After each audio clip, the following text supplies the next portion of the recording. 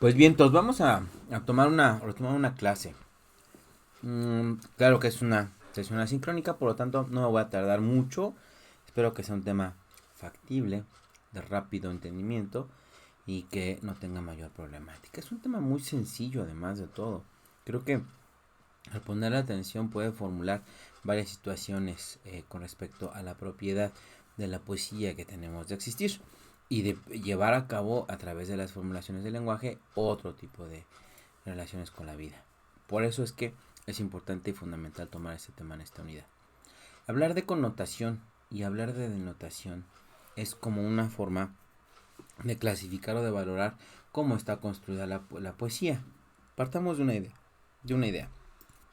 Denotar, la denotación es puntualmente el término que nosotros elegimos, que hemos elegido a través de la convencionalidad del lenguaje, es decir, de ponernos de acuerdo todos en llamarle así a algo para hacer uso de una palabra. Por ejemplo, decimos el banco, ¿no? El banco de peces, pues hay una palabra muy clara que es el banco, que es la primera que aparece ahí, que es la institución bancaria en el diccionario.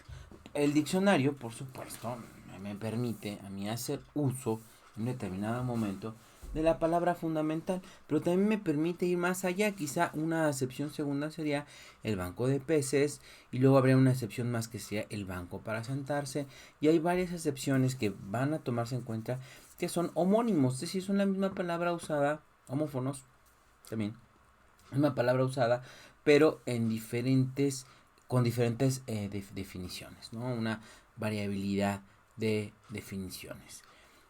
La denotación es justamente esos primeros términos que son fundamentales, que vienen sobre la línea de lo que entendemos todos socialmente por ello. Es decir, nadie va a decir, mira, nadie va a pensar, por ejemplo, a través de la propia convención, al ver un banco de peces, en decir, no sé qué es al decir banco de peces, no saber si se refiere a la institución financiera o a la sillita. Eso no pasa. Realmente tenemos esa flexibilidad de la lengua en la cual una palabra está presente en varias situaciones.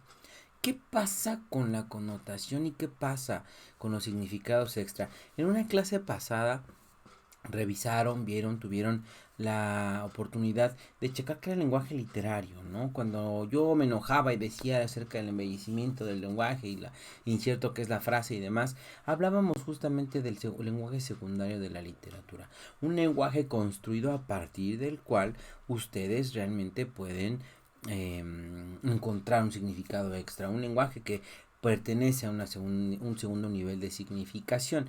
Ese segundo nivel de significación es realmente aquel que nos da la flexibilidad retórica de generar metáforas, de generar, incluso hablamos de otro tipo de disciplina como la semiótica, en la cual hay a partir de esas relaciones de significado otro tipo de situaciones como convertir esos objetos en signos, ¿no? Esos objetos de significado en signos. Pero vamos con calma. Primero que nada, la connotación es una manera de encontrar rasgos comunes con una situación entre otra para hacer que esa palabra funcione en otro contexto. Por ejemplo, cuando decimos, ahora que tomamos la cuestión de los bancos, ¿no? Del banco, banco de peces y demás, cuando encontramos que esa característica de los bancos de peces es estar agrupados y de repente decimos, ahí va el banco de contagio, bueno, cuando nos referimos a un grupo enorme de gente que va caminando por las calles de la Ciudad de México, nos referimos justamente a esa agrupación, o sea, la característica de agruparse del banco. Sin embargo, estamos haciéndolo no con peces, porque no hay peces en las calles. Decimos el banco de contagio porque van yendo hacia una misma dirección como el banco de peces, que es la relación similar, pero que están agrupados igual que el banco de peces, pero son personas, no son peces. Entonces ahí es donde realmente esta connotación, que es buscarle un significado extra, un significado que no es el que siempre se usa en la literatura, pero que es definible y es interpretable. Ese es el gran truco del escritor. Es lo que el escritor busca a través de de una cierta relación con la retórica. Hay un ejemplo, miren, no es vistosamente, claro, yo se los dije en clase, se los he dicho a mis grupos a través de generaciones y generaciones, en la onda de explicar el albur. No es propio explicar el albur. Me parece que el albur todo el tiempo está jugando con esas relaciones, ¿no? Todo el tiempo.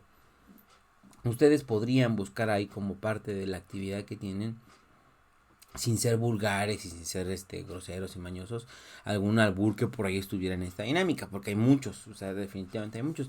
Pero puedo poner un ejemplo que es muy, muy pródigo. Hay una cancioncilla por ahí de Luis Eduardo Aute que se llama Al Alba, ¿no? Que dice, habla acerca de la luna y su guadaña, ¿no? La guadaña evidentemente tiene un significado, ¿no? La guadaña es una navaja, una enorme, no es una navaja, es una forma de espada, ¿no? Que usan las representaciones de la Catrina, de la muerte, para tener como, vaya, hasta incluso simbólicamente ese artículo, esa herramienta con la que llega a quitarle la vida a la gente, arrebatarle la vida a la gente, pero que es representativa al fin y al cabo de una simple herramienta. Esto a nivel connotativo, esta herramienta que es usada, invariablemente significa muerte, significa, hasta incluso para algunas personas, ya hablando de manera personal, significa decapitamiento. El instrumento de este personaje, que es la Catrina, que no es simple y sencillamente más que el esqueleto de un ser humano parado, pues también es representativo connotativamente, ¿no? Es decir, ese instrumento pues ya representa directamente quitar la vida, ¿no? El reloj que se volteaba, el reloj de arena, por ejemplo, en todos los sistemas, códigos y demás tienen una función icónica. Aparece ahí como un manejo del tiempo, ¿no? En ese sentido, la imagen de la arena cayendo también es una cuestión connotativa del tiempo, ¿no? Todo el tiempo se está formulando esta asociación, es una metáfora además tópica, como un cliché de varios poemas, y la rosa con el amor, por ejemplo. Entonces tenemos esta variedad de connotaciones inmensas que incluso cuando hablamos de creatividad, cuando hablamos de creación literaria, podemos encontrar que hay palabras cuyas relaciones se dan de manera muy lejana y que nos permiten formular pues una calidad en las imágenes sorprendente, ¿no? Recuerdo muy bien entre algunas metáforas. Esa de la guadaña es muy buena, ¿no? Porque la luna al filo de su guadaña, o sea, la luna es la que está puesta allí en la forma de guadaña, está viéndose por la ventana y representa la muerte de la persona que está allí a punto de ser fusilada la mañana siguiente, ¿no? Hay muchas cosas sorprendentes en la poesía, que es justamente para donde vamos con ese sentido. La connotación, encontrarle sentido al uso de la connotación como una herramienta, es realmente lo que nos permite darle una interpretación a los textos. El hecho de intentar interpretar viene de allí, del hecho de encontrar connotación en el lenguaje verbal, encontrar cómo las figuras desde la Ilíada, por ejemplo, en el pasar de los rebaños, cuando se refiere a los barcos llenos de soldados que van pasando por el mar, pues es una comparatividad muy fuerte, es una comparatividad muy clara, que observa algunas relaciones y que permite pensar de a partir de ese momento que los rebaños y el cebar rebaños tiene que ver con guías de personas, grupos de personas que van caminando hacia una quizá una muerte, probablemente hablando del animalito, ¿no? Entonces, bueno, hay distintas situaciones que se van presentando en la cuestión de la connotación, pero la gran diferencia, la evidente, es que la denotación es el significado más convencionalizado, el que manejamos del diccionario, aquella palabra que no empleamos en un nivel secundario o más profundo. La connotación sí es ir con algo más allá, ¿no? Es decir, es un significado que le asignamos a partir de las funciones intelectuales y culturales para generar esa literatura de la que hemos estado hablando. Entonces, en términos muy generales, ese es como el planteamiento. El otro planteamiento es el retórico, en el que la metáfora es justamente la formulación más básica de esa connotación.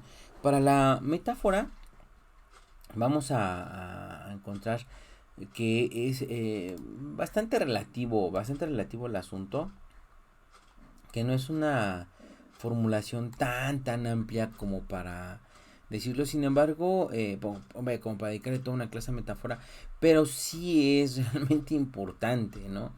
Es realmente importante pensar que la metáfora, hoy en día incluso hay autores que se dedican a estudiar a la metáfora desde el punto de vista en que es como la reina de las figuras retóricas, porque ayuda a construir distintas tipos de figuras retóricas, ¿no? No es simplemente el hecho de hacer una comparatividad, porque para eso existe justamente la comparación, ¿no? La metáfora como una figura retórica, como toda una forma de pensar las cosas, es una comparación sin uno de los elementos, ¿no?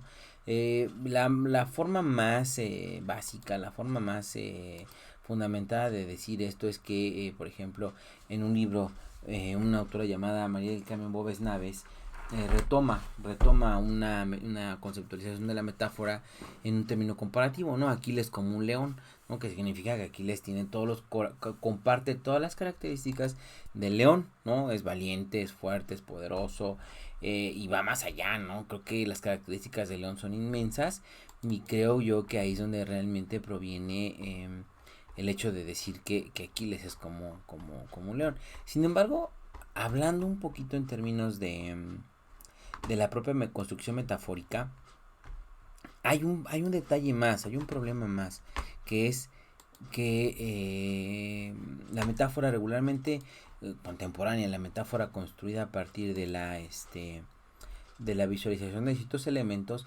omite uno, ¿no? Omite uno de los elementos. Por ejemplo, vamos a pensar en ¿no? Tenemos la boca como rosa, ¿no? La boca como rosa comparte estos elementos, que es color rojo, que es suave, que es delicado y que es aromático, ¿no? Sin embargo, decir que tu boca es como una rosa no sería una metáfora, sería una comparación, ¿sí? Simplemente un comparativo. Debo de quitar el elemento boca para decir la rosa de tu cara. Y ahí ya entra esta formulación de la metáfora de manera más profunda.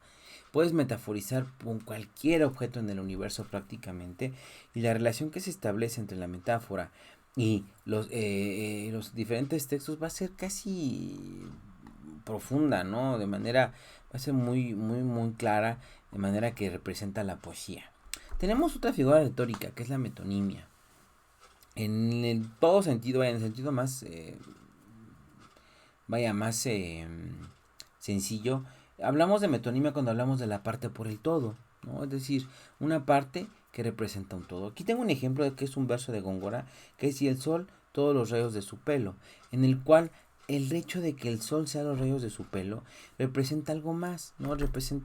Es una pequeña parte que es el sol y el pelo rubio, por toda la tez brillante, alucinante de esta mujer de pelo rubio, que además tiene piel blanca, que además brilla, que además tiene una presencia iluminadora. Entonces ahí es donde encontramos esta relación directa, y eso es una forma metonímica. Puede haber estas variables. Creo yo que podríamos abordar en un segundo video algunas figuras retóricas más, abordando directamente algún poema, retomando algunas cuestiones de la poesía. Sin embargo, este era fundamental porque esta representa en cierto sentido la idea de la significación más presente, abundante en la poesía.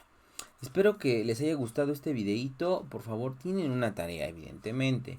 Ya se irá incluyendo ahí en el Classroom, pero de cajón hay que decirlo, hay que fundamentarlo desde este principio, a buscar metáforas, a buscar metonimias, donde hay un ejemplo que se pueda dar, que se pueda mostrar en clase, que se pueda recopilar, y busquen en la poesía, evidentemente. No busquemos a una narrativa, no es nuestro cometido. Busquemos en poesía y veamos cómo funciona justamente esto.